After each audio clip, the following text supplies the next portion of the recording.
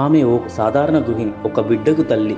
అంతేకాదు, విదేశీ గడ్డపై డబ్ల్యూడబ్ల్యూఈ రింగ్లో సల్వార్ కమీజ్ వేసుకొని ప్రత్యర్థుల ఎముకలు విరగ్గొడుతుందని ఎవరైనా ఊహించారా? అవును, మీరు విన్నది నిజమే. కేవలం టీవీలో రెజ్లింగ్ చూసి మురిసిపోయే కోట్లాది మంది భారతీయుల కలలను ఆమె నిజం చేస్తుంది. అమెరికా రింగ్లో అడుగుపెట్టిన మొదటి భారతీయ వనితే కవితాదేవి. ఆమె ప్రయాణం వెనుకున్న అసలు కష్టం గురించి మీకు తెలుసా? హర్యానాలోని జూత్ గ్రామంలో పుట్టిన కవిత మొదట వెయిట్ లిఫ్టింగ్ ఛాంపియన్. అయితే ఆమె జీవితాన్ని మార్చింది మాత్రం ది గ్రేట్ కలీ. 2016లో జలంధర్లో కలీ నడుపుతున్న కాంటినెంటల్ రెజ్లింగ్ ఎంటర్టైన్మెంట్ అకాడమీలో ఆమె చేరింది. అప్పుడు ఆమెకు రెజ్లింగ్లో ఓనమాలు కూడా తెలియవు.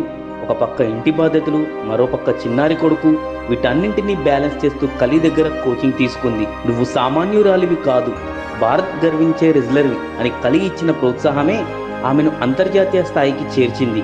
2017 దుబాయ్లో జరిగిన ట్రయల్స్లో వందలాది మందిని వెనక్కి నెట్టి డబ్ల్యూడబ్ల్యూఈ అధికారులను ఆశ్చర్యపరిచింది. అదే ఏడాది మే యంగ్ క్లాసిక్ టోర్నీలో న్యూజిలాండ్ రెజ్లర్ డకోటా కైతో జరిగిన పోరులో కవిత భారతీయ సాంప్రదాయ దుస్తుల్లో దిగి ప్రపంచాన్నే ఆకర్షించింది.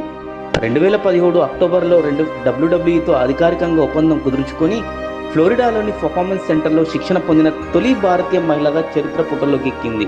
2021లో వ్యక్తిగత కారణాలు, మోకాలి గాయం కారణంగా ఆమె డబ్ల్యూడబ్ల్యూఈ కాంట్రాక్ట్ నుండి తప్పుకోవాల్సి వచ్చింది.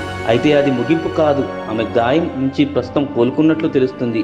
యువ మహిళా రెజ్లర్లకు ఆట శిక్షణ ఇస్తూనే మళ్లీ రింగులోకి దిగేందుకు తీవ్రంగా శ్రమిస్తుందట.